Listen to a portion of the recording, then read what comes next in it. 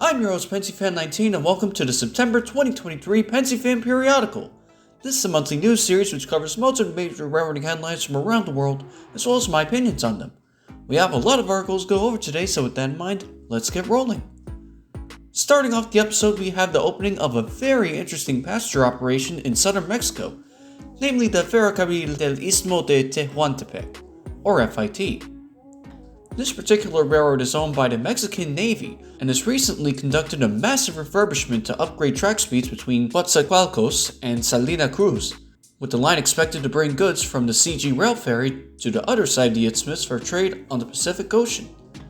In addition to an increase in freight traffic, passenger service will also be reintroduced, starting between the two aforementioned cities and later with connections to Tren Maya on Line FA, thus making this one of a handful of rail lines that sees both passenger and freight by the same operator.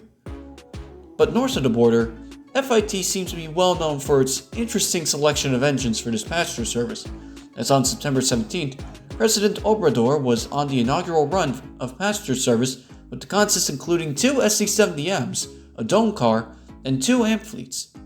Also on the roster are Stadler's CityLink trams, previously used on the short-lived Taurus line in Mexico, and more surprisingly, a British Rail Intercity 125 train set, thus making it the first ICT 125 in the Americas. With news of more unique engines on the way to FIT, such as high-hood GP38s, it'll certainly be interesting to see how this small nationally owned passenger rail and freight road continues to grow in the area and bring forth new economic and rail-fighting opportunities to southern Mexico. Speaking of which, here's some interesting news. The US and EU are to fund a new railway line between Zambia and Angola. Alstom is offering a Trax engine that runs on battery, hydrogen, and overhead wires. The Nozomi Shinkansen hosted a live wrestling match on board an N700 series train set. TGV has started Project Botox to refurbish the TGV Atlantique. University of Illinois is to establish the National University Rail Center of Excellence. Sweden is to utilize origami to build new rail cars. The Chicago CTA toured a Red Bull Formula 1 car on some of their lines to promote a showrun event. Progress Rail sued Wabtec for antitrust violations when it comes to locomotive parts. A CSX GIFO led a single flat car carrying steel beams in Deschler, Ohio. SMS Rail Lines has acquired two X-Reading FP7s for tourist train service in South Jersey. MARTA has dumped their CQ310s into the Atlantic Ocean as artificial reefs, following an old practice that NYC used to do. And Canadian National AC44C6Ms have received a classic CN wafer logo on its side, likely for OCS service.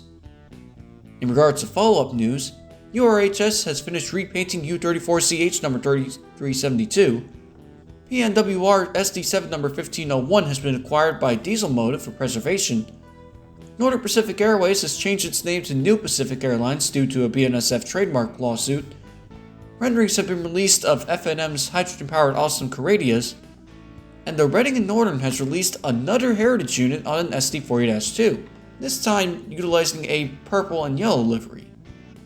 In the meantime, Traco 2023 was held in Poland to showcase various types of new railcars. PESA has released renderings for their Romanian EMU. CRRC has delivered the first of their EMUs for Tren Ligero in Mexico City. The Cobrail ITZ Malm has entered service, along with Turin's LRV. NJT has dedicated an ALP-45 to first responders. CIE 071 class diesels are to be converted to run on hydrogen. Seattle's Hilltop LRV extension has commenced service. BART has officially retired their A-Series cars after 51 years of service. The Waterloo Central Railway has started an RDC shuttle between Northfield and Elmira, Ontario. The Cape May Seashore Lines has repainted and restored a Pennsylvania Reading Seashore Lines GP38. The Cass Scenic Railroad has acquired a 2-truck Heisler. Steamtown has halted work on restoring B&M 3713. The Yucatan Railroad Museum is restoring most of their collection, along with an XD&H Alco C628. Michael Gross is to help restore Santa Fe FP45 number 93. And BCOL 4618 has been preserved by the Alberta Railway Museum, thus making it the first GE Cal unit in preservation. Also, happy 25th anniversary to Google, and happy 40th anniversary to New Jersey Transit's Rail Division, who hosted an excursion train and exhibition in Hoboken. After all that, It is now time for this month's meme of the month. This month's meme of the month is Bachman's starter set.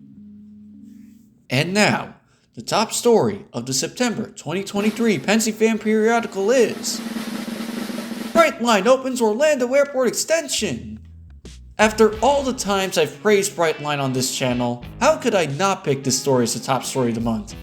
On September 22nd, 5 long-awaited years after starting initial service between West Palm Beach and Fort Lauderdale, Brightline finally completed the last leg of their Phase 1 service to Orlando International Airport, which brings Brightline's trackage to 225 miles and therefore officially makes it an intercity route instead of commuter.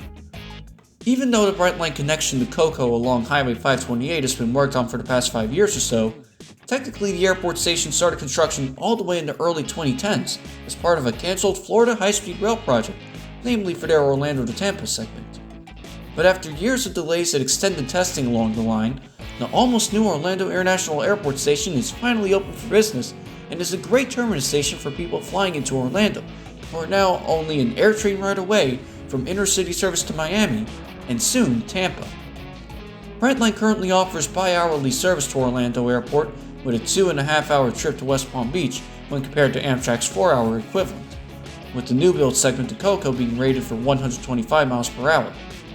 As one of Brightline's biggest fans, I've always supported their excellent levels of quality when it comes to interior design and service frequency, and their extension to the very well located Orlando station brings forth a new era in passenger railroading, as a new intercity rail service has entered the market and ready to rival Amtrak and offer new opportunities for intercity rail.